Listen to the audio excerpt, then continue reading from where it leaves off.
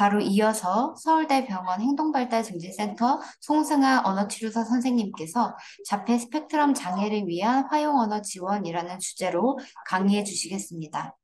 참가자분들께서는 강의 시간 동안 Q&A 창에 강의에 대한 질문을 남겨주시면 질의응답 시간에 답변을 드리도록 하겠습니다.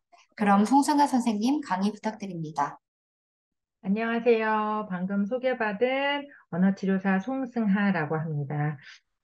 이렇게 궂은 날씨에 장시간 동안 강의 들으시느라고 고생 많으신데요. 지금까지 이제 여러 훌륭한 교수님들께서 우리 자폐 친구들을 위한 어떤 종합적인 접근, 그다음에 효과가 입증된 중재에 대해서 잘 설명을 해주셨고요. 저는 특히 언어, 의사소통이라는 영역 안에서 실제 이런 접근들을 어떻게 잘 녹여서 언어 의사소통이라는 발달에 하나의 하위 영역에 있어서의 지원을 떻게 진행할 수 있는지, 그런데 특히 우리 친구들이 화용 언어, 그러니까 내가 말을 알아도 의사소통의 목적으로 사용하는데 원활하지 않다라는 그런 진단적 특성을 갖고 있기 때문에 그런 진단적 특성에 의한 화용 언어 지원은 그렇다면 어떻게 할 수 있는지에 대해서 의사소통 수준에 맞게 간략하게 좀 맛을 보여드리는 정도의 시간을 갖도록 하겠습니다. 자, 그러면 구체적인 어떤 지원 접근에 앞서서 화용 언어에 대해서 먼저 좀 말씀을 드리겠는데요.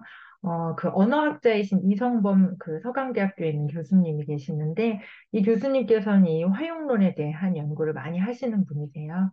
이분이 쓰신 책 중에 이런 내용이 있더라고요. 최근에는 이런 매체, 특히 이런 미디어가 급속도로 이제 보급이 되면서 그러면서 우리한테는 의사소통이라는 게 굉장히 중요한 영역이 되었다. 그러면서 동시에 그렇기 때문에 인간은 예전에는 호모 커뮤니쿠스, 인간은 의사소통하는 존재인데 여기에 이가 붙어서요. 이런 전자 매체를 통해서 우리가 끊임없이 그리고 기존과는 다른 방식으로 의사소통을 하는 그런 존재로 되어가고 있다라는 이야기가 나오고 있습니다. 이렇게 호모 이 커뮤니쿠스라는 표현이 나오는 것처럼 우리 친구들은 사실상 그냥 호모 커뮤니쿠스라고 했을 때 그 의사소통 자체가 굉장히 힘든데 여기에 이런 매체를 통한 의사소통까지도 우리에게 주어진다라는 것처럼 우리한테는 어쨌든 이게 뭐 전통적인 방식의 구어, 말을 통한 의사소통이든 아니면 최근 많이 보급된 이런 전자매체를 통한 의사소통 방법이든 소통이라는 것 자체가 굉장히 많이 영역도 확장되고 빈도 자체도 늘어나고 그리고 과거에는 소통을 아는 사람들과 혹은 대면하는 상황에서 했다면 최근에는 모르는 사람들과 대면하지 않고도 하는 소통까지도 상당히 활발해지고 있다. 이렇게 지금 우리가 의사소통, 화용을 적용하는 이런 상황을 좀 살펴볼 수 있겠습니다. 그러니까 소통이 참 더 중요하겠죠. 자, 그래서 의사소통에서 이 우리가 화용에 대해서 얘기를 하기 위해서는 고전적으로, 전통적으로 언어학에서 다루는 언어의 하위 영역에 대해서 좀 살펴볼 필요가 있습니다. 그래서 언어 치료사, 언어 재활사 선생님들이 이렇게 언어 평가를 하거나 저희가 언어 중재를 하는 데 있어서는 이 언어 하위 영역에 걸친 목표를 선정해서 언어 치료를 하게 되어 있는데요. 보시는 것처럼 조음, 음운, 말소리와 관련된 영역이 하나 있고요. 그 다음에 의미, 내용에 관한 영역이 있고요. 구문 및 문법이라는 형식 영역이 있습니다. 그래서 조음, 음운부터 의미, 구문, 문법까지를 우리는 언어의 구조라고 표현을 하고요. 어떤 나라의 말을 습득한다라고 했을 때에는 기본적으로 이 언어의 구조라는 게 학습의 주된 대상이 됩니다. 그리고 이런 언어의 구조를 습득하면 그러면 실제 의사 교환을 하는 과정에서 사용하는 거 이걸 바로 우리가 화용이라는 영역으로 다루고 있거든요. 그래서 크게 언어의 하위 영역을 언어의 구조와 언어의 사용 이렇게 나눌 수 있겠습니다. 자, 그래서 화용이다라고 했을 때 영어에서는 이 화용을 pragmatics라고 표현을 하는데요. 이 어원을 따져보면 이 pragma라는 표현이 사실상 이 실천한다. 내가 무언가를 아는 거를 실행에 옮긴다라는 뜻이 있다고 합니다. 그렇기 때문에 앞서 보신 언어의 하위 영역에서 내가 언어의 구조를 익혔으면 실제 이걸 남과 의사를 교환하는 과정에서 아는 언어를 활용한다. 아는 언어 내용을 실행한다. 라는 측면에 바로 화용이다라고 얘기할 수 있겠는데요. 그래서 이제 러셀이라는 이 학자가 그 화용에 대한 여러 가지 이론적인 측면, 그다음에 임상적인 측면까지도 많은 연구를 하신 분인데요. 이분은 이렇게 화용을 표현하고 계십니다. 화용이라는 거는 결국 가정이나 학교, 그리고 또래와의 관계에서 핵심적인 능력으로 실제 의사소통 맥락에서 언어를 적절하고 효과적으로 사용하는 것을 의미한다라고 말합니다. 아마 부모님들의 경우에 언어를 적절하고 효과적으로 사용한다라고 요 대목을 읽으셨을 때, 아, 우리 아이는 맞아. 이렇게 상황에 맞지 않게 표현하고 자기 의사를 이렇게 표현하면 훨씬 더 빨리 전할 수 있는데 이런 방식으로 표현하기 때문에 남들에게 의사가 잘 전달이 안 되지. 라는 그런 장면들이 아마 떠오르실 거라 생각이 됩니다. 그렇기 때문에 우리 친구들에게 화용 언어의 영역을 지원하는 건 굉장히 중요하다고 할 수 있겠는데요. 자, 그렇다면, 어, 지금 이제 언어학에서 정리하는 기본적인 화용에 대한 내용은, 개념은 이 정도로 우리가 설명을 할 수 있겠는데, 그럼 실제 우리가 우리 아이들의 화용 언어를 지원한다라고 했을 때, 화용 언어의 개념을 일단 두 가지 수준에서 좀 살펴보실 필요가 있습니다. 그 수준 중에 하나는 의사소통 기능이고요. 다른 하나는 담화입니다. 두 개 다 좀 낯설 수도 있으시고요. 뭐 용어는 들어봤지만 진짜 그 뜻이 뭔지 뚜렷하게는 모른다라는 입장도 있으실 텐데요. 일단 의사소통 기능이다라고 했을 때에는 의사, 의사를 전달하는, 의사를 표현하는 거를 저희가 이제 분석하는 그런 영역을 의사소통 기능이다라고 하고요. 담화다라고 했을 때에는 담화 자체는 언어학에서는 언어의 단위 중에 하나이고요. 언어 단위 중에 뭐 말소리처럼 굉장히 작은 단위가 있는가 하면 담화처럼 굉장히 큰 단위가 있는 이런 단위의 개념인데 담화라는 걸 왜 활용해서 다루냐면요. 담화는 주제를 가지고 연결된 말이 바로 담화거든요.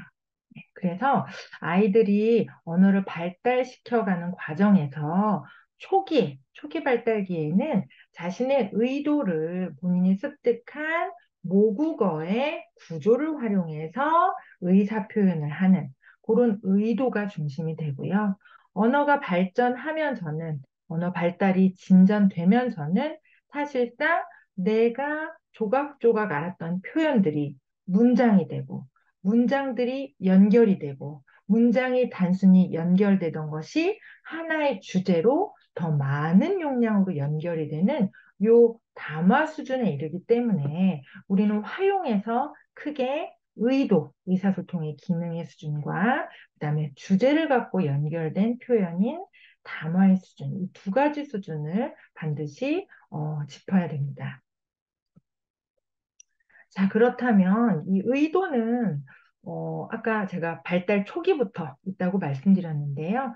이런 의사소통 기능, 내가 표현하고자 하는 의도라는 거는요. 사실상 아이들이 6개월이 넘어서면서 대략은 9개월 전후가 되면서는 뚜렷하게 자기 의사를 표현할 수 있게 됩니다. 근데 대부분 9개월이면 돌이 되지 않으면 말을 못 하잖아요. 말을 못 하기 때문에 보통은 제스처나 발성 이런 것들로 표현을 하게 되죠. 그래서 아까 NDBI에서 이소연 교수님께서 비언어적인 의사소통이 중요하다라고 말씀을 하셨잖아요. 사실상 우리는 발달기에 언어, 구어, 모국어를 사실상 낱말조차 사용하지 못한 수준에서도 언어 외적인 방법으로, 비언어적인 방법으로 자신의 의도를 상대방에 전달하는 그런 능력들을 갖고 태어나기 때문에 이 비언어적인 의도 전달의 의사소통 기능은 상당히 일찍부터 발달하고 그렇기 때문에 의사소통이 취약한 우리 친구들에게는 굉장히 중요하다고 할 수 있겠습니다. 실제 이 의도를 이렇게 어려서부터 원활하게 비언어적으로 표현하고 살던 아기들과는 달리 내가 낱말을 알아도 문장을 표현할 수 있어도 우리 친구들의 일부는 자신의 의도 전달이 남에게 자신의 의도에 맞게 전달되지 않는 경우들도 있기 때문에 이 의도는 나중에 담화 수준이 된다 하더라도 특정 부분에서 우리 친구들에게 의도 전달이 가능한지, 의사소통 기능은 잘 사용하는지 이런 것들을 점검할 필요가 있겠습니다. 자, 그리고 주제, 아까 담화라고 말씀을 드렸는데요. 이 담화라는 거는 아까도 말씀드린 것처럼 하나의 주제로 발화가 연결된, 문장이 연결된 그런 표현이기 때문에 어려서부터 이런 건 할 수는 없고요. 담화 수준에 이르렀다라고 하면 사실상 말 표현이 상당히 진전을 이룬 그 수준이고요. 그래서 보통 새돌경부터 아이들은 이 주제라는 거를 인식해서 반응을 하기 시작하고 반응한다라는 건 자기는 그렇게 길게는 말은 못하는데 남이 그렇게 이야기를 해주는 거, 엄마 아빠가 짧은 이야기를 해주는 거를 잘 경청할 수 있게 되고요. 그리고 그런 경청을 반복하면서는 본인도 이제 이런 주제에 맞는 어떤 표현들, 엄마, 오늘 유치원에서 하면서 유치원에 있었던 어떤 사건을 보고한다든지 이런 담화 수준의 표현을 할 수 있게 됩니다. 그래서 이 개념에 대해서 이제 설명을 드리면서 제가 이제 아이들 영상을 좀 갖고 왔는데요. 10개월 아기가 어떻게 자신의 의사소통 의도를 표현하는지 한번 보시겠습니다.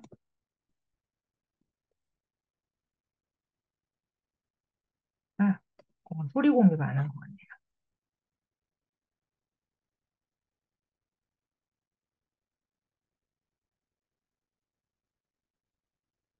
이거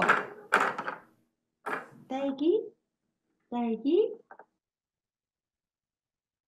죄송해요. 영상이 이게 반전이 됐네요.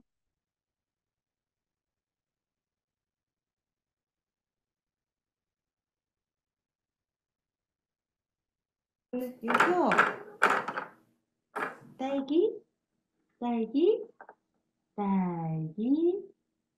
음, 맛있다. 빙글빙글, 빙글빙글. 잘하네. 빙글빙글, 빙글빙글. 잘한다. 빙글빙글. 딱딱, 딱딱. 아이고 좋아, 아이고 좋아, 아이고 좋아. 바퀴 빙글빙글했어. 자, 바퀴 안녕. 오, 핑크퐁, 핑크퐁. 이리 와, 이리 와, 이리 와, 이리 와. 엄마 손, 엄마 손. 이리 와, 이리 와, 이리 와. 이게 재밌어? 음, 딸기? 은표야, 딸기? 딸기. 그렇지.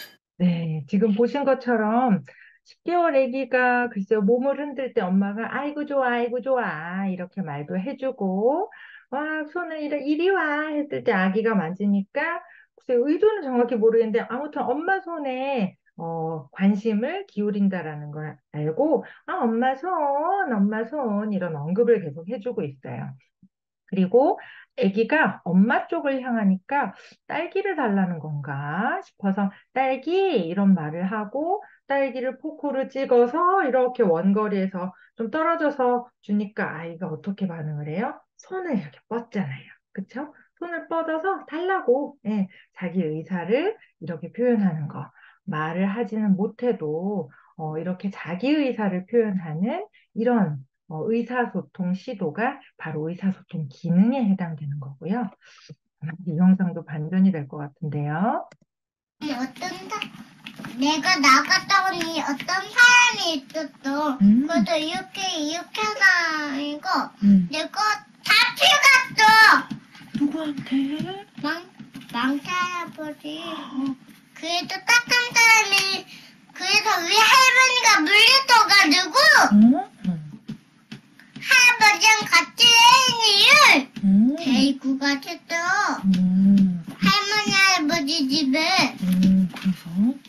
그래서 모두 기뻐했다. 아, 천만 다행이네. 그래서 굉장히 어린 애기인데요. 이 애기는 되게 좀 이야기가 될 듯, 안 될 듯 하지만 어쨌든 사건, 망타를 이제 잡아가려고 할 것 같았는데 할머니가 물리쳐준 그런 사건, 그에 따라서 결말에 이르는 하나의 주제, 사건을 중심으로 한 주제에 따른 문장을 여러 개 이어서 표현하는 담화 수준의 표현을 보여주고 있는데요. 36개월에 근데 이렇게 표현을 하는 건 상대적으로 조금 굉장히 좀 이른 편이기는 해요. 36개월 아기가 이렇게 못한다고, 만약에 형제자매가 이렇게 못한다고 너무 걱정하실 필요는 없으세요. 자, 그래서 방금 이렇게 보신 두 장면처럼 의사소통 발달 초기에는요, 아이가 나의 의도를 어떻게 표현하는지가 굉장히 중요합니다. 그래서 여기서 핵심은 부모가 주변 사람이 아이로부터 듣고 싶은 말이 아니고요. 아이가 도대체 무슨 표현을 하고 싶은지, 아이의 의도가 핵심이고요. 그래서 우리가 의사소통 기능을 목표로 언어 중재를 하는 경우에는요, 사실상 아이가 표현하고자 하는 의도가 무엇인지 요구도나 그다음에 발달의 수준에 따라서 요구하기나 거부하기, 그다음에 설명하기, 질문하기나 반응하기 등과 같이 저희가 그 의도를 이런 기능으로 분류해서 분석을 하고 그리고 그런 기능에 맞는 의사를 아이의 수준에 맞게 지금 한낱말 표현을 할 수 있으면 그 한낱말을 사용해서 표현을 하고 아직 말 표현이 안 된다면 그 의도를 전할 수 있는 비언어적인 의사소통 방식, 제스처, 아니면 제스처가 잘 통하지 않고 보는 게 잘 통한다라고 하면 어떤 시각적인 상징 중에 사진이나 그림 등을 활용할 수 있겠습니다. 제가 오늘 부모님들께 사실상 드리고 싶은 메시지는 여기 다 담겨져 있는데요. 활용 언어를 지원한다라고 했을 때 의도를 지원하는 수준에서 의도라는 목표를 우리가 아이에게 제공할 때에는 절대 부모님이 듣고 싶은 말이 아니라 우리 아이가 도대체 표현하고 싶은 게 뭔지 아이가 전하려는 메시지가 무엇인지 그럼 이 메시지를 이렇게 말로 하면 돼, 얘야. 라고 알려주는 게 활용 언어의 지원에서의 시작이고, 그게 바로 의사소통 기능을 우리 아이들에게 알려주는 방식이다. 라고 할 수 있겠습니다. 자, 그럼 주제, 담화 수준의 경우에는요, 의도와는 조금 다른데요. 의도는 그렇기 때문에 언어 수준과 상관없이 모든 아이가 자신의 의사, 자신이 전하려는 메시지를 남이 이해할 수 있도록, 남에게 전달되도록 전하는 게 목표이고, 이러한 의사소통 기능은 누구에게나 반드시 있어야 되는 아주 보편 타당한 의사소통 능력 중에 하나라고 할 수 있습니다. 이에 비해서 어떤 주제에 따른 연결된 문장, 연결된 발화를 이해하고 표현하는 담화 수준은 사실상 특정 부분의 영역, 그러니까 모국어의 언어의 구조를 일정 부분 깨치기 전에는 이 수준에 도달할 수 없을 가능성이 있기 때문에 그렇기 때문에 이 주제에 따른 어떤 담화 수준이다라고 했을 때에는 모두에게 보편 타당하지는 않지만 대신 저희도 이제 장기적으로 중재를 해봤을 때에는요. 구어 표현, 낱말 표현이 굉장히 제한된 친구들이다라고 한다 하더라도 학령기에 이르러서는 이제 의사소통 중재를 하는 데 있어서 단지 활용에만 머물지 않고 언어의 여러 수준, 하위 영역에 걸쳐서 지원을 하면서 그럼 그때 지원하는 데의 목표는 표현이 아니라 이해 언어, 수용 언어의 목표로 전환이 되고요. 수용 언어 수준이 문장의 길이가 늘어나고 그 다음에 문장들이 모여서 담화 수준이 되는 언어를 이해하고 처리할 수 있는 친구들이 있어요. 구어 표현은 비록 한두 낱말에 지나지 않는다 하더라도 짧은 문장에 지나지 않는다 하더라도 그런 수준에 이르는 친구들이 있기 때문에 이 담화 수준의 활용 지원은 어떤 친구는 이해 수준에 초점을 맞춰서 진행을 하는 거에 비해 어떤 친구들은 너도 말을 이만큼 하니까 너도 이렇게 주제에 맞게 할 수 있어 라고 알려주기까지 합니다. 그리고 이 담화 수준에서는요, 하나의 주제에 맞게 표현을 한다라고 했을 때, 이거를 혼자서 계속 표현하는 강의식 혹은 발표와 같은, 그 담화의 맥락이 있는가 하면, 대신 남과 의사소통, 계속 주고받는 대화를 하면서 하나의 주제를 유지하는 대화 담화 수준도 있겠습니다. 그래서 이런 걸 특별히 앞에서 얘기한 발표, 강의 이런 식으로 혼자 계속 하나의 주제로 이야기를 유지하는 걸 이야기 담화라고 표현을 하고요. 그리고 남하고 대화하는 상황에서 하나의 주제를 유지하는 수준을 대화 담화다라고 얘기를 합니다. 그래서 이때 이제 이 담화 수준의 활용 언어 지원이 목표가 된다라고 하면 여러 가지 아주 복잡한 것들을 지원을 해야 되는 그런 상황에 이르게 됩니다. 그래서 여기까지가 이제 활용 언어의 개념과 활용 언어에서 우리가 목표로 잡는 두 가지 수준에 대한 내용이었는데요. 부모님들 어느 정도로 좀 이해를 하셨는지, 그리고 또 우리 아이를 딱 놓고 봤을 때, 그렇지, 우리 아이는 이 의도를 좀 전달하는 거 좀 초점을 맞춰서 지원을 해야지.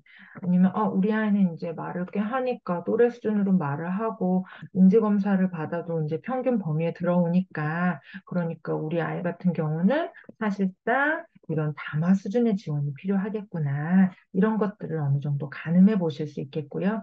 아까 말씀드린 것처럼 우리 아이는 참 이야기도 잘하고 이야기책 읽는 것도 좋아하고 하는데 그런데 사실상 자기 의사를 잘 전달하지 못해서 행동으로 표현하거나 그 말을 굉장히 애두르거나 이런 경우도 있어 하는 경우에는 그 의도를 좀 전달할 수 있도록 도와주는 그런 노력도 필요하겠습니다. 그렇다면 이제 의사소통 수준에 따라서 우리가 어떻게 활용 언어 지원을 할 수 있는지에 대해서 살펴보도록 하겠는데요.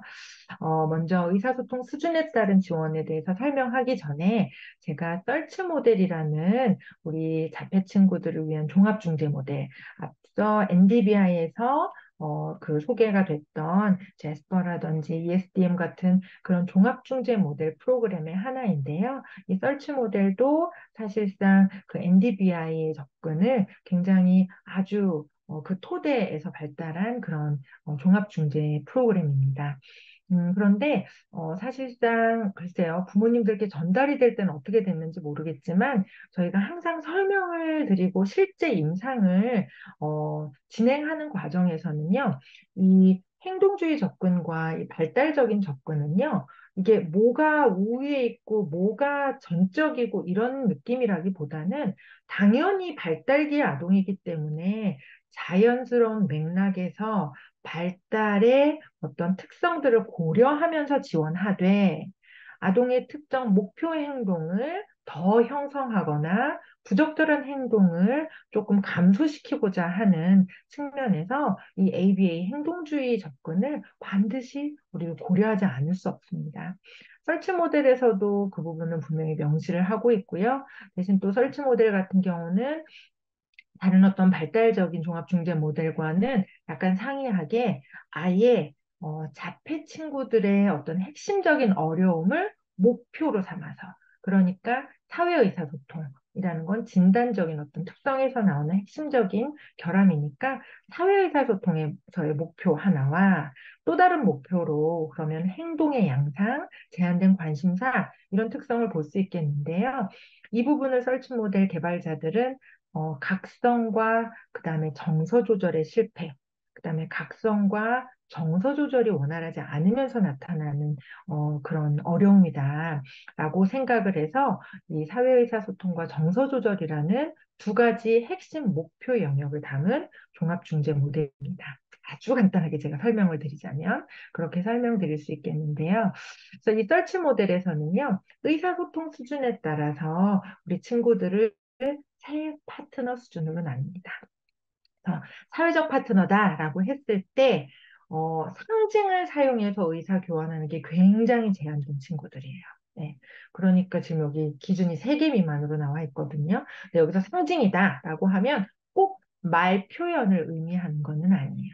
말뿐만이 아니라 몸짓, 제스처도 가리키기 있고 고개 끄덕이기 있고 손 내밀기 있고 그다음에 아니라고 손잡기 벌써 제스처 목록이 4가지가 있고 그러면 사회적 파트너는 이제 벗어나는 수준이다. 이렇게 얘기를 하거든요. 그런데 사실상 주세요 할 때 배운 손 내밀기 외에는 별로 의사 표현을 하지 않는다. 뚜렷하게 자기 의사를 전달하지 않는다.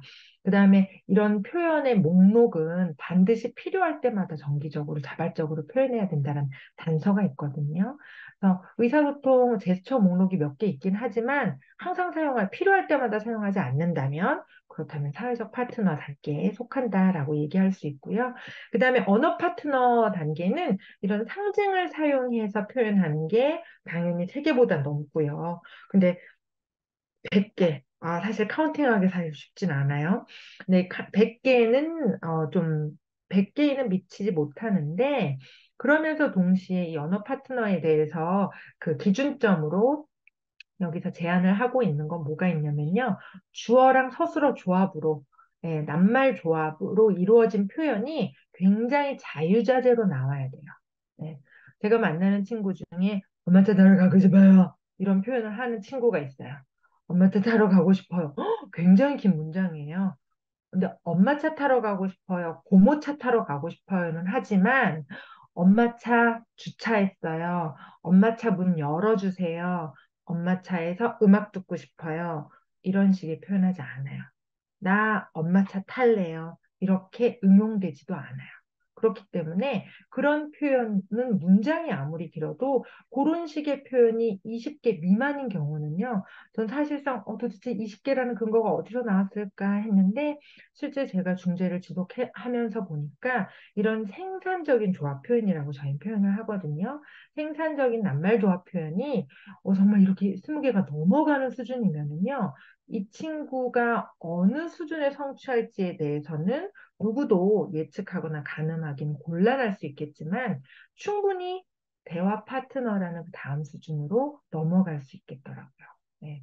그래서 저도 요즘에는 이제 그 굉장히 오랫동안 지원을 한 친구들을 통해서 이 친구들이 사회적 파트너에서 만났는데 대화 파트너의 끝까지 온 것 같아. 이제 시작점까지 온 것 같아 하는 그런 친구들 좀 있기는 하더라고요. 네, 그래서 이 언어 파트너는 그래요. 그렇기 때문에 낱말 표현 혹은 상징 표현이 되게 한 10개 미만부터 한 100여 개 이루는 수준이면 상당히 많은 건데, 대신 이런 생산적인 낱말 조합 표현이 제한된 친구들을 언어 파트너라고 하고요. 여기를 넘어서는 수준의 친구들을 대화 파트너라고 합니다. 그러면 앞서 말씀드린 것처럼 사회적 파트너와 언어 파트너 친구들은 화용에서의 의사소통 기능이라는 수준을 우리가 중점적으로 지원하고요.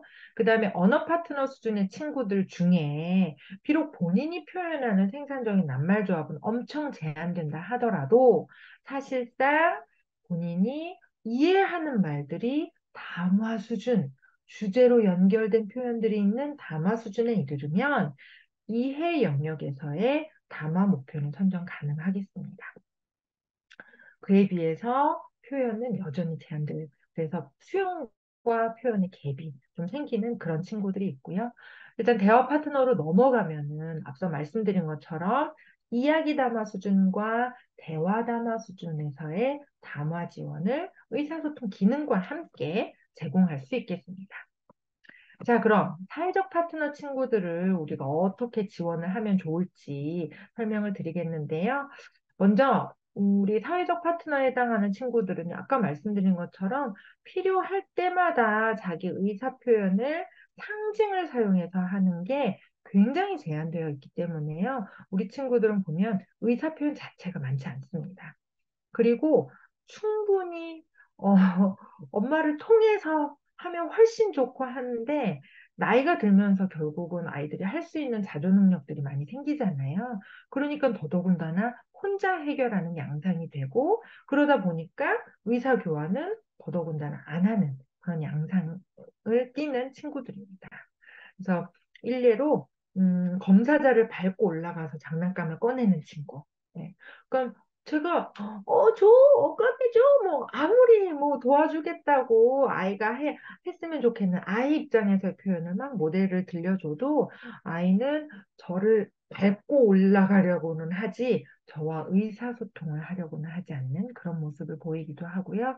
그 다음에 뭔가 함께 하고자 하는 그런 시도 자체가 없는 앞서 그 NDBI, ESDM 모델에서 왜 같이 마주보고 북 치는 장면 있잖아요. 그러니까 그런 평행놀이를 시도할 때 아이가 관심을 기울이는 거에 대해서 제가 같이 시도를 하면서 둥둥 북쳐 이런 말을 들려주는 그런 상황에서 이렇게 등을 한 20도, 30도 40도 이렇게 틀면서 너는 끼어들지 마 라는 양상의 반응을 보이는 친구들이 있을 수 있겠습니다. 그렇다면 우리 사회적 파트너 친구들에게는 어떤 식의 활용 지원이 필요한가라고 했을 때 앞서 말씀드린 것처럼 우리 아이가 도대체 표현하고자 하는 의도가 뭔지를 알아서 그걸 표현할 수 있게 지원하는 게 핵심입니다. 우리 친구들은 대부분 관심사의 제약이나 자기가 좋아하는 무언가가 있는 친구들이 많기 때문에요. 그래서 시작점은 항상 좋아하는 것. 당연히 좋아하는 걸 본인이 표현하고자 하는 거 아니겠어요? 아까 말씀드린 것처럼 부모님께서 듣고자 하는 게 아니라 우리 아이가 좋아해서 그러니까 앞서 NDBI에서 계속 강조한 게 뭐였어요? 동기. 우리 아이가 좋아해서 동기가 있어서 엄마나 아빠와 의사소통하고자 하는 그 의도, 메시지가 무엇인지부터 시작을 해서 그럼 여기서 확장을 한다라고 했을 때 뭐가 의미 있는지를 한번 생각해 보세요. 우리 아이는 좋아하는 것 빼고는 아무것도 안 하고 싶어 해요. 이런 경우도 꽤 많으실 텐데요. 좋아하는 것 다음으로 그럼 우리가 동기를 만들어 줄 수 있는 거는요.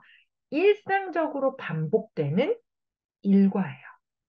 일과라고 하면 씻고, 그다음에 먹고, 자고, 놀고. 네, 유아인 경우엔 특별히 그렇고요. 거기에다가 무언가를 학습하고 배우는 어떤 장면이 있다면 그것까지도 일상적으로 반복되는 일과, 이 일과에서 하는 그런 표현에서 내가 하고자 하는 거, 그런 표현들로 확장을 해주시면 좋습니다. 그렇다면 이 사회적 파트너인 경우에는 우리가 또 이제 한 가지 고민을 해야 되는 게 있는데요. 그게 바로 뭐냐면 바로 그러면 우리 아이는 지금 아직 말을 따라하지 않아요. 말을 모방하지 않아요. 그렇다면 우리 아이가 어떻게 말하게 도와줄 수 있을까요? 라고 생각하실 수 있는데 그러니까 결국 우리 아이가 표현할 수 있는 방식 저희는 이거를 의사소통 유형이라고 표현을 하는데요. 이런 우리 아이가 표현할 수 있는 방식이 무엇인가는 고민을 해줄 필요가 있겠죠. 보통은 취약 전에는 보편적으로 우리는 구어를 생산할 수 있도록, 구어를 표현할 수 있도록 발성부터 굉장히 다양한 옹알이식의 어떤 자음이 섞인 표현들이 나올 수 있는 가능성을 만들어주고요. 그러면서 그 가능성이 만들어지면 모방 가능성이 있는지도 한번 점쳐보면서 구어 표현으로 좀 안내를 하는데요. 발성 가능성 있게 만든다라고 했을 때에는요, 왜 부모님들 저희도 되게 안타깝지만 많이 듣는 질문 중에 하나가 무바라 센터 다녀야 되냐고 말 못하는 경우에 그런 질문들 많이 하시는데 저는 기본적으로 언어치료사하고 무바라부터 구어 능력이 또래와 차이가 없는 친구들까지 다 만나고 있는 입장에서 음, 언어치료사가 무바라만 한다라는 거는 사실상 물론 특화되고 전문화될 수는 있겠죠. 근데 이제 그런 무바라라는 거는 현재 효과가 입증된 방식은 바로 AAC입니다. 보완대체 의사소통. 그러니까 일반적인 언어치료에서는 언어치료실을 가면 AAC 전문기관은 있지만 무바라 전문기관이라고 했을 때는 그분들이 그런 표방하는 어떤 중재 접근법이 무엇인지 그걸 좀 확인하고 가시는 게 좀 필요하겠습니다. 자, 그래서 우리 아이가 표현할 수 있는 의사소통 유형이 무엇인지를 계속 시도해보고 발견해주고 가능성을 만들어주는 노력이 필요한데요. 이런 제스처부터 이건 실물 상징이라고 하거든요. 그래서 보시는 것처럼 먼저 공놀이하고 그 다음에 이게 무슨 끈놀이였나 이렇게 고무줄놀이 같은 거였고 블럭도 있고 막 이래요. 끼우기 하고 블럭하고 그 다음에 이 휴지로를 해놓으셨는데 이건 화장실이라고 하더라고요. 그 다음에 화장실 가야 돼. 실물 상징을 이런 식으로 제공을 해줄 수도 있고요. 아이가 좋아하는 노래를 틀어달라는 요구를 이 그 애니메이션의 첫 장면을 가지고 우리가 시각 상징으로 만들어줄 수도 있고요. 보편적으로 많이 사용하는 이런 그림 상징, 그 다음에 거기에 문자까지도 제공을 할 수 있겠습니다. 그래서 이 표현하는 방식이 어떤 거든지 간에 사실상 이런 식의 다양한 방식으로 좋아하는 것을 표현하게 도와주고 일상에서 의미 있는 것을 표현하게 도와줬을 때에는 사실상 이런 보완대체적인 의사소통 지원은 모두 다 구어를 어린 발달기 아이들에게는 구어를 촉진하는 효과가 입증되어 있습니다.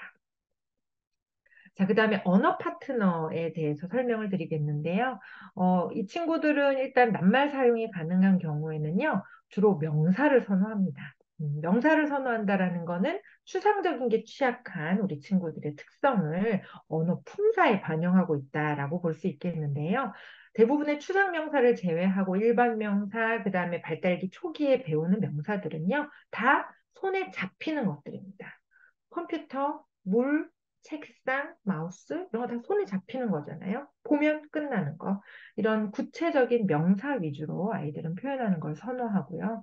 상대적으로 동사나 형용사처럼 형용사는 상태를 관찰해야 되고요. 동사는 움직임 자체를 처리한 걸 우리가 담고 있어야 되는 의미 처리의 방식이 명사, 특히 사물명사, 구체명사와는 좀 차이가 있기 때문에 그래서 우리 친구들은 낱말 사용이 주가 되는 친구들은 명사 위주의 표현을 합니다. 네, 그리고 그래서 뭐 무당벌레, 무당벌레 자기가 좋아하는 곤충 이름을 반복하거나 말고 이 이런 식으로 숫자 표현을 너무 좋아해서 아라비아 숫자를 너무 좋아해서 이거를 항상 이렇게 덩어리식으로 표현하는 그런 친구도 있을 수 있겠고요. 그에 비해서 제한되지만 그 생산적인 조합이 아주 활발하진 않지만 이렇게 낱말을 붙여서 문장 사용이 가능한 경우도 있는데요. 문장 사용이 가능한 경우에는 사실상 생산적이지 못하다 보니까 특정 문장을 반복한다는 특성을 보입니다. 그래서 무슨 소리야? 무슨 소리야? 무슨 소리야? 엄마 이거 무슨 소리예요? 무슨 소리야? 뭐 이게 뭐지? 이거 뭐지? 이거 뭐지? 이런 식으로 반복을 하고요. 엄마 안 만나? 엄마 안 만나? 그러니까는 지금 가기 싫다라는 뜻을 이제 이런 식으로 표현을 하고 엄마가 조금만 표정이 달라지거나 혹은 엄마가 우리 아이를 향해서 무언가 목소리를 키운 게 아닌데도 엄마 목소리가 커지면 엄마 화나요. 엄마 화났어요. 엄마 화나요. 이제 이런 표현을 하는 경우들이 문장 사용이 가능하지만 특정 문장을 반복하는 그런 경우들이 있고요. 특히 특정 문장을 반복하는 경우는요. 앞서 이정 교수님께서 그 설명해 주신 그 불안이 있는 친구들인 경우에 이런 문장 반복이 좀 많은 양상이 저도 관찰이 됩니다. 그래서 우리 언어 파트너 친구들도 마찬가지로 표현하고자 하는 것이 무엇인지를 돕는 것이 가장 어, 근본적이고 공통된다라고 할 수 있겠습니다. 원리는요, 비슷해요. 동기가 있는 좋아하는 것에서 일상적으로 의미 있는 것을 이제 확장해주는 그런 전략으로 나가고요. 하지만 이제 언어 파트너 수준의 친구들은요, 상징 사용이 물론 구어 상징이 아니다 하더라도 상징 사용 자체가 이제 활발해졌기 때문에 이 경우에는 우리 친구들의 경우에는 사실상 그러면은 알고 있는 상징을 어떻게 표현할 수 있는지 근데 우리 아이는 낱말을 아는데 말로 잘 안 해요. 자꾸 행동으로 하려 하지. 아니면은 말은 알지만 자기가 좋아하는 몇몇 명사, 아까처럼 뭐 무당벌레 얘기만 한다든지 숫자 얘기만 한다든지 이것만 하고 싶어 하지 알고 있는 주제의 표현도 안 하고 분명히 그런 낱말이 뭔지 알거든요. 의미 알거든요. 근데 그 말을 사용하지 않아요. 이런 경우들이 꽤 많거든요. 그렇다면 이런 말 표현을 혹은 상징을 사용해서 자기 의도를 표현하는 걸 촉진하는 방법이 뭔지, 그 전략이 뭔지, 그것들을 우리가 이제 좀 개발해 줄 필요가 있는데요. 어떤 친구는 노래를 너무 좋아해요. 노래를 좋아하기 때문에 카라멜이라는 간식을 좋아하는 친구가 있는데요. 이 친구는 그래서 카라멜, 이게 간식 먹고 싶어 해서 간식이 보이면은 행동으로 먼저 덥석 짚는단 말이에요. 그렇기 때문에 제가, 카라멜 줘. 카라멜 먹고 싶어. 그러면 카라멜 주세요. 카라멜 먹고 싶어요. 까지도 할 수 있어요. 그런데 다 먹고 나서 요구하는 양상은 항상 카라멜을 꺼낸 곳으로 가요. 방금 들었던 그 표현을 하지 않고. 그리고 방금 들었던 게 제가 처음 알려준 게 아니란 말이에요. 이 친구는 이미 사용할 수 있는 표현이에요. 하지만 알고 있는 말도 그렇게 남과 의사교환을 하면서 사용하지 않아요. 그래서 이 친구는 노래를 되게 좋아하는 친구거든요. 그래서 저는 노래를 좋아하는 친구들은 뭘 많이 활용하냐면 고드름 노래. 고드름이 개사해서 노래 좋아하는 친구하고 그 친구가 좋아하는 걸 표현하는 걸 유도하기 굉장히 좋더라고요. 그래서 캐러멜, 너무 맛있어. 캐러멜, 너무 맛있어. 캐러멜, 먹고 싶어요. 이런 노래를 만들어주니까 이 친구하고 이 노래 부르면서 캐러멜을 했더니 굉장히 캐러멜은 이제 말로 잘해요. 네, 근데 아직 문장으로는 하진 않아요. 네, 낱말을 붙여서는 하지 않더라고요. 그래서 이런 식으로 이 아이한테는 뭔가 노래, 청각적인 자극이 굉장히 중요한 코드인지 그런 코드를 활용해서 표현을 촉진하는 방법을 우리가 고안을 하고요.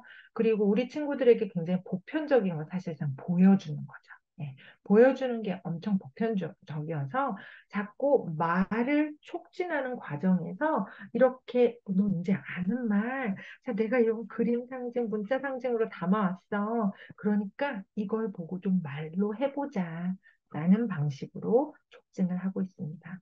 그렇기 때문에 일단 보는 걸 좋아하는 친구들은요, 부모님께서 조금 부지런해지실 필요가 있어요. 왜냐하면 보여주는 걸로 만들어줘야 될 게 많거든요. 근데 부지런해지시기 전에 사실상 뭔가 그림을 잘 그리시는 분들은요, 그냥 수첩 하나 갖고 다니시면서 계속 그려서 아이한테 보여주면서 말을 해주시는 거.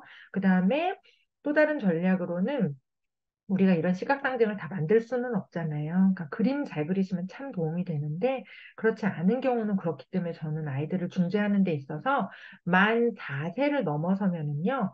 구어 사용과 상관없이 일단 이해 언어가 어느 정도 되는 친구들에게는 문자에 대한 자극을 다른 시각 자극과 시각 상징과 함께 제공을 하고 그 다음에 문자를 습득했을 때 아이들이 구어가 여전히 제한된 수준이다라고 하지만 동일하게 구어가 제한된 수준에서 문자를 습득한 친구와 문자를 습득하지 못한 친구는 앞으로 의미 이해를 확장하거나 혹은 사회 적응을 하거나 그에 따라서 자신의 의사소통 자체를 확장하는 데 한계점이 다르거든요. 그래서 문자를 좀 활용하실 수 있는 그 수준이 되면 그런 필담을 할 수 있는 꼭 필담 아이는 안 쓰니까 담까지는 아니어도 엄마가 계속 글자를 적어서 제공하는 그런 방식의 전략을 위해서라도 문자 혹은 그림 이런 시각 상징에 대해서 우리가 굉장히 손쉽게 사용하는 방법들을 좀 고안할 필요가 있겠습니다. 근데 이건 굉장히 개별화됐기 때문에 제가 보편적인 무언가로 알려드리기는 조금 곤란할 수 있겠어요. 자, 그럼 대화 파트너로 넘어가서요. 대화 파트너의 친구들은요, 크게, 대화 파트너는 우리가 소위 얘기하는 인지가 정상인, 그래서 보통 웩슬러 검사 결과로 70점 이상인 그런 경우보다도 훨씬 더 광범위한 친구들이에요. 아까 생산적인 낱말, 문장 조합 표현이 20개가 넘어가면 된다고 했거든요. 그래서 이 대화 파트너 친구들은요, 크게 완전 우리가 얘기하는 이런 또래 수준에 이르는 대화나 주고받는 대화가 또래 수준에 이르는 고기능 친구가 있는가 하면 주고받는 대화가 제한적인 친구도 있습니다. 그래서 이 두 부류는 약간 저희가 이렇게 중재 지원을 하는 데 있어서 물론 차별화를 시킬 필요가 있는데요. 이 주고받는 대화가 제한된 친구들은 여전히 자기 관심사 안에서는 상대적으로 약간의 주고받는 게 가능할지 모르겠지만 일상적으로 친숙한 대화나 일부 주제, 그거를 제외하고는 대부분은 그런 주고받기가 여전히 안 되는 경우들이 많고요.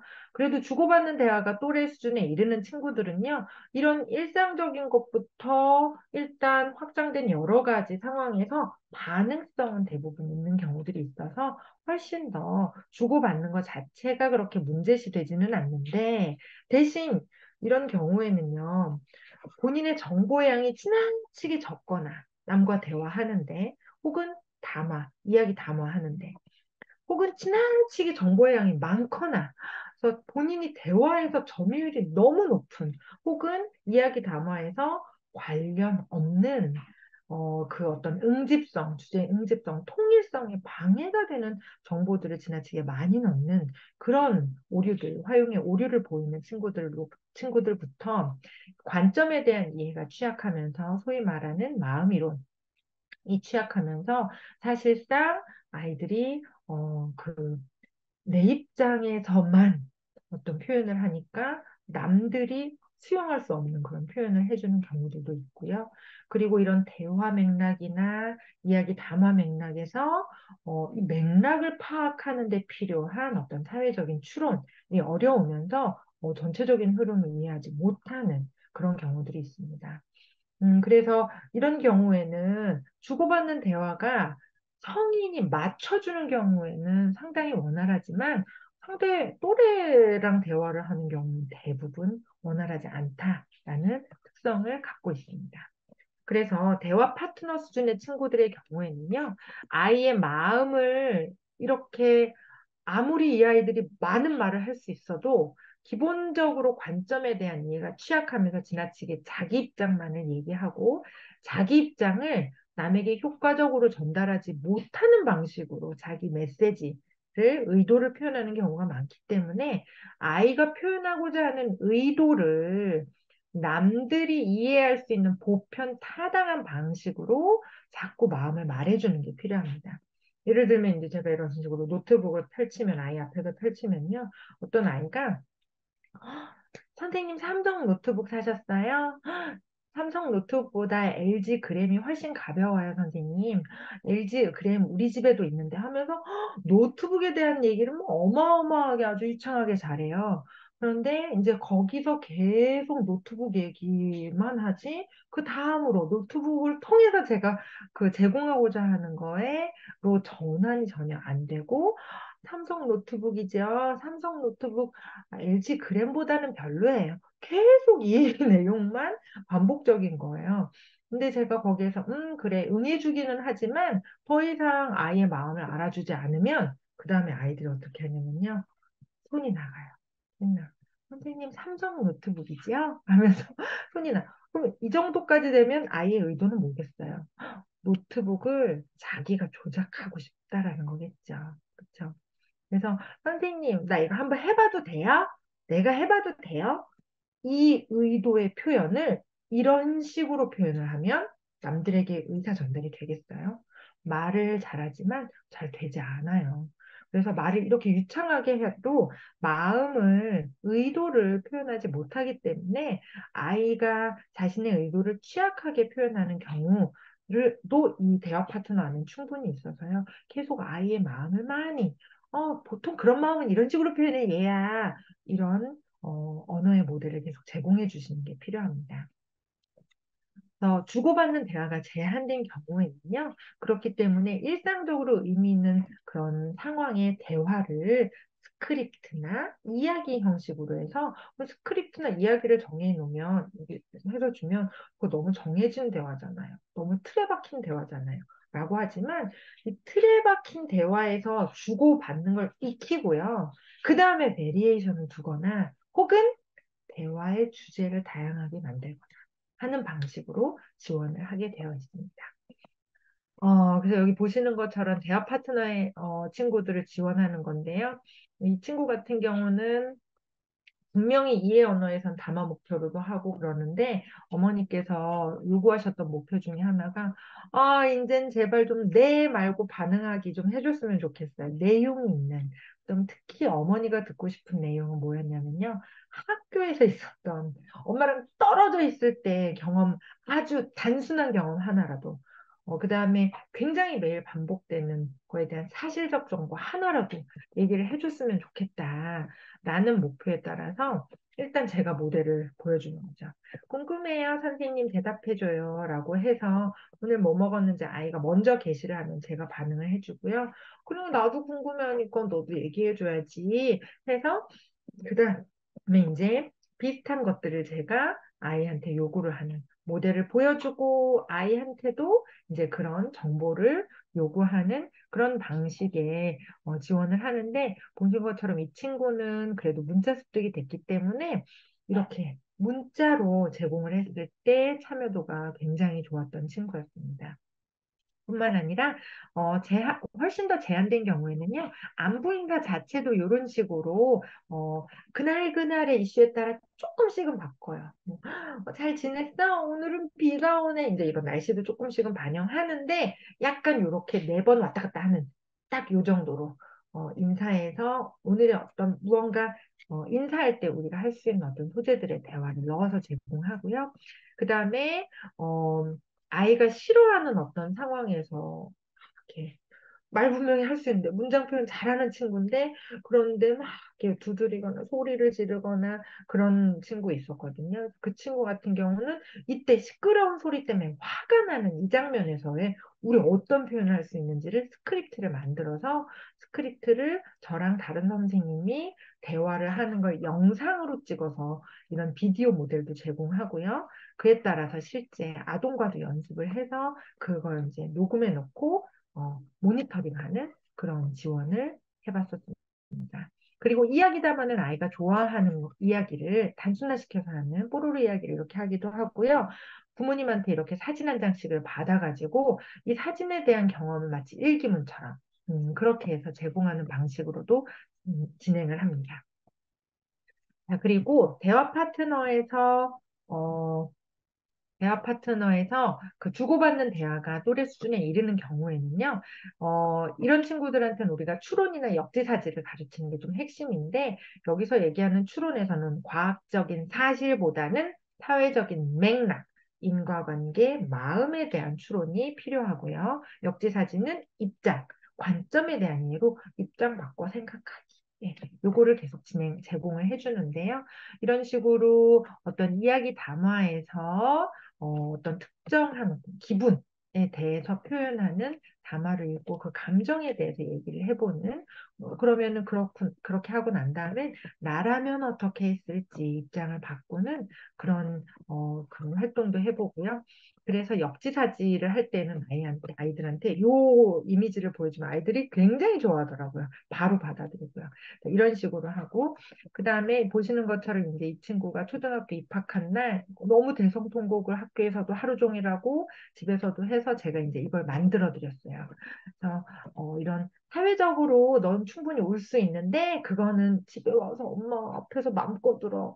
근데 학교에서 눈물이 날 때는 우리 이런 것들을 좀 해보자. 그럼 학교에서 뭘 하면 되냐면은 수첩에 굉장히 디테일하게 적어주는 걸 어머니께 알려드리고 친구 이게 다 이제 언어로 표현되다 보니까 그다음에 선생님도 그러면 아이한테 지시하고 싶은 걸 이렇게 수첩에 적어서 해주시게끔 근데 선생님은 그 말로 하면 안 되나요? 하셨는데 선생님 보여줄수록 아이가 잘합니다. 이렇게 말씀드렸고 선생님도 실제 그걸 경험을 하시니까 이 수첩이요. 그래서 320 몇 번까지 갔어요. 예. 그리고 해를 거듭하면서 유지를 했었는데 3학년 1학기 때 떼었어요. 더 이상은 수첩 없이 학교 생활 아주 잘했던 친구고요. 보신 것처럼 이건 선생님이 써주신 거고, 요건 우리 친구가 자기를 조절하면서도 이런 방식으로 쓰더라고요. 그래서 대화 파트너, 사회 파트너에서 지금 언어 파트너를 지나서 대화 파트너에 이르기까지 언어 수준이 굉장히 다양한데 이 친구들에 대한 이 활용 언어 지원은 그래서 아주 상징, 말이 아닌 거를 이용해서 하고 싶은 의도를 표현하게 하는 것부터 대화나 이야기 담화에 이르는 수준, 그리고 그런 것들이 집약된 사회적 규칙으로 표현되는 수준까지도 다양하게 할 수 있겠습니다. 아유, 제가 설명이 조금 길었네요. 제가 바로 그 Q&A로 넘어가서 20분까지 제가 Q&A를 할 수 있는 시간인 거죠. 말씀을 드리겠는데요. 성인을 대상으로 하는 개입 방법이나 프로그램도 있기는 하죠. 청소년 이상을 대상으로 하는 프로그램도 충분히 있기는 한데요. 네, 아까 말씀드린 경우처럼 의사소통 수준에 따라서 어떻게 되는지에 따라 좀 차이가 있습니다. 무발화 치료는 어떻게 하는지 아까 제가 사회의사소통, 사회적 파트너 수준에서 말씀을 드렸는데 말씀드린 것처럼 일단 발성을 촉진하는 거는 굉장히 다이나믹한 몸놀이와 아주 즐거운 신체 활동을 통해서 발성부터 촉진을 하고요. 그 발성을 통해서 옹알이 수준의 자음이 들어간 발성이 나타나는지를 관찰하면서 그 자음이 들어가는 발성이 나타나면 그게 낱말로 될 가능성, 그 다음에 행동 모방에 따라서 구어 모방으로 넘어갈 가능성을 우리가 계속 제공하면서 중재 지원을 하고 있고요. 무발화 치료에 대해서는 아까 말씀드린 것처럼 그래서 발성부터 촉진을 하지만 이제 학령기 전후로는 보완대체 의사소통이라는 방식으로도 우리가 아이의 표현 언어의 가능성을 계속 의사 교환을 하면서 지원하는 전략을 채택하고 있고 그게 지금까지 효과가 입증된 방법입니다. 네. 일상 대화는 가능한데 깊은 대화가 어렵군요. 주제 유지가 어렵고 필요한 주제가 아니면 금방 따는 생각을 해버리고. 자, 그러면 필요한 주제가 아니면 아이한테 필요한 주제부터 해주시면 좋겠습니다. 동기가 진짜 중요하거든요. 네, 그래서 핑퐁 대화를 하시려면 아이가 좋아하는 것부터 말씀을 해주셨으면 좋겠습니다. 만 6세 아동까지 하겠습니다. 밖에서 질문을 하면 버스 보느라고 물어본 질문에 대답하지 못합니다. 그렇죠. 그러면 버스에 대해서만 얘기를 해주시면 좋죠. 예. 그래서 관심사가 거의 지하철이라 그림을 그려도 온통 지하철 그림. 예, 이런 친구 많아요. 그래서 저는 지하철 노선도 다 제공하고요. 지하철로 여러 가지 할 수 있는 많은 대화를 최대한 끌어내는데요. 그 상황을 저는 항상 목표를 100개를 잡아요. 지하철이란 주제 하나로 100가지 활동이나 100가지 활동 주제를 내가 앞으로 너랑 해줄 거야. 라고 하면 그 안에서 충분히, 그러니까 아이는 지하철만 얘기하는데요. 지하철에서 내가 물건을 놓고 내려가 어떻게 그럼 지하철로 다시 돌아가야지. 이런 문제 해결에 이르는 상황부터 지하철의 물리적 속성이 아니라 지하철에서 일어난 사건, 책도 지하철 책만 모아준다든지 이런 방식으로 해서 지하철 주제로 100가지 이상의 상황 맥락, 주제 맥락, 의사소통 맥락을 만들어주는 전략으로 한다면 아이의 관심사를 통해서 상당히 많은 의사소통을 성취할 수 있겠습니다. 오늘 제가 준비한 내용은 여기까지인데요. 설치에서는 의사소통 개시의 동기가 되는 환경과 활동에 대한 지침으로 이런 얘기를 하고 있습니다. 앞에서 굉장히 많이 반복된 내용들이었어요. 다른 교수님들 많이 활용해 주셨던 내용인데요.